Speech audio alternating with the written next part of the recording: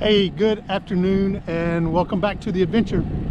Today is Thursday and we're back in Alabama, helping out family this week. Finally get out for a ride. It's been raining, a little cool here.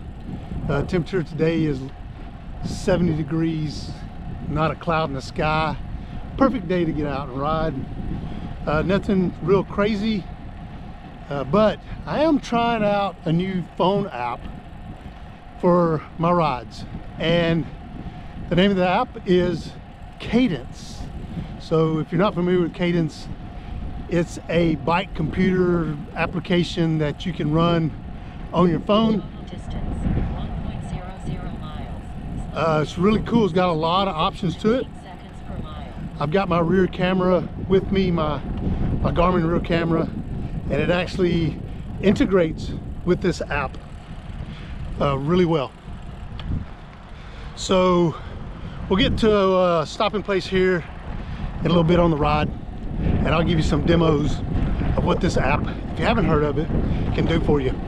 Stay tuned. Okay, we'll head over to the city park. This is Gatman Park, and I'll take a break there and kind of run through some of the options that Cadence has to offer, and we're taking a look at it. If you ever just want to use your phone instead of, you know, using a big bike computer, and just out for a quick, you know, trip to the store or to eat, and you just have your phone with you, and you can download this app. There is a charge to some options in the app, but the basic app is free, or it was when I downloaded it. Cadence didn't sponsor me, of course. I just seen the app, thought it was pretty cool, wanted to try it. Okay, so real quick thought. Well, there's an echo in here, so hope this doesn't mess my audio. Cadence app is here. As you can see, I've already got a ride in progress.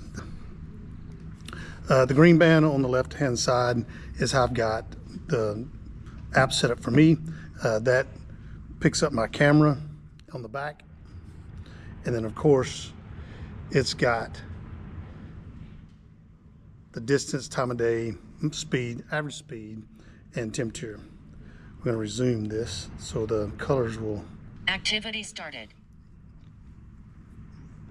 Then it has 5 different pages that you can go in. Activity auto pause. And figure out the way that you want things to be. So I have, on the page 2, I've got my map. Page 3 is turn-by-turn navigation that uses the mapping system that's on your phone. So, and you can go set that up at what map that you want to have be your mapping system, which is pretty cool. For me, I set up screen 4 as kind of a lap average climbing thought process, and then the last screen I got is just typical stats, you know, that I would use and doing some analysis on the ride that I'm doing.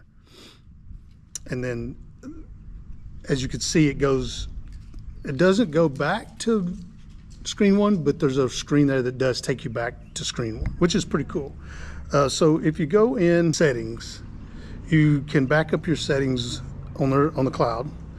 There's data formats, map settings, Bluetooth, and Apple Watch. So you can link your Apple Watch to this app as well. So as you're running the app on the bicycle, it's also coming up on your Apple Watch. So if you just wanted a quick look at your Apple Watch, you could do that. I don't all this time do that because I run the Apple workout when I'm actually outside on a bike ride, but you can go do that.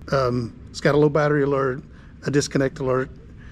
It has all the different Bluetooth things that you can go hook up. So for instance, I have the rear camera from Garmin that's hooked up to this, and you can set the high speed alert. So if you're on a residential road, then you can set that at 25 miles an hour or 30, depending upon where you're at in the United States, of course. The app will actually turn red when there's a car approaching that's faster than what you've got it set. I set it at 35 because that's a good round number for me. With some of the roads I'm riding on, are at 45. I still know that they're above 35, which I have me look at the app to see how close they are to me. You can turn the audio alert off. You can put it on the right side instead of the left side. I prefer mine on the left side, just because in the United States, we drive on the right-hand side of the road, and so things would be coming, passing on my left, and so that's why I set it up like that. But you can, depending upon the country you're in, you can set that up either or. You can put in multiple bikes, so if you've got, for me, I'm riding the Brompton today, so I've got that in there. I've got my light speed and my moods and my e-bike as well on there. I'm not worried about shoes, just because shoes I'm wearing tennis shoes today, so no reason to do that. So I think, let's go look. I think you can look at how much it cost. I believe it's, so if you wanted to go do pro version, is $20 a year.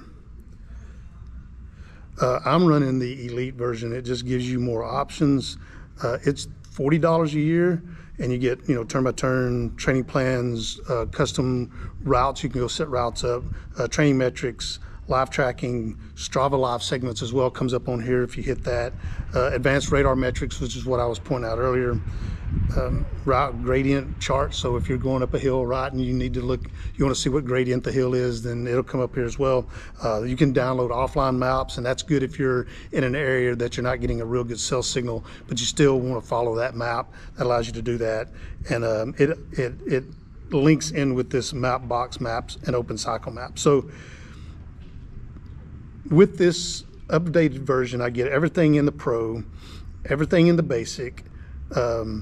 And so in the Pro, you get, landscape, route following, Apple Watch heart rate, bike radars, device screen, customization, training zones, power meters, elevation correction, activity cropping, live charts, calorie estimates, mile and loop splits, color themes. You can change the color on it the way you want to present it to yourself. And of course, more to come. And in reality, these guys, or whoever's actually doing the updates to this app, they really do real well. I was impressed with the amount of updates that this thing gives. And it's not updates to fix corrections, although they do that, but there's also updates that gives you more advanced features that it just makes the app a lot better. And then, like I said, the basic app itself is free, and I think all it does is really just gives you, speed, the normal things that you would get, speed, cadence, them types of things. So anyway, like I said, I've used it for a little bit, not any details, because I still do have a Garmin head unit that I use, on a lot of my rides. But like today, I'm just out cruising around in the neighborhoods, checking things out. I didn't want to take my Garmin with me. So I'm taking my phone and using it. The problem though with any phone that you use is battery life. And so if you're going to go out for, a 2 or 3 hour bike ride, I would suggest you take an external battery that you can hook up just to recharge your phone. And they're pretty, inexpensive. So that may be a consideration that you want to do as well. I do have an external battery that I've taken with me, and it does help. Today I'm not planning on being out that long. So it's just the camera. It's just the phone.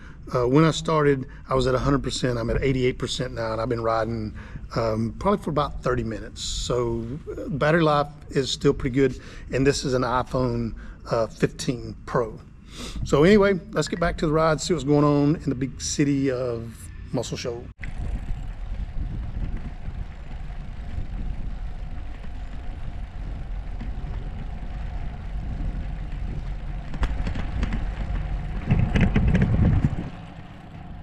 One of the things I've noticed around here is, when I come home, is how big the e-bike industry's gotten.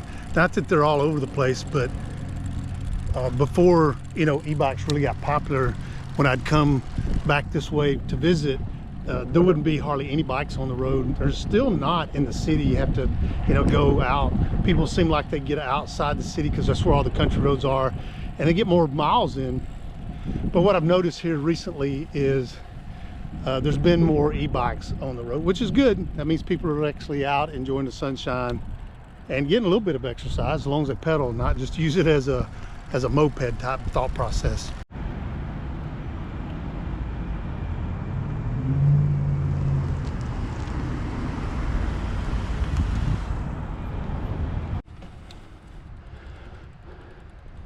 That's a big puppy dog, or at least the skeleton of one.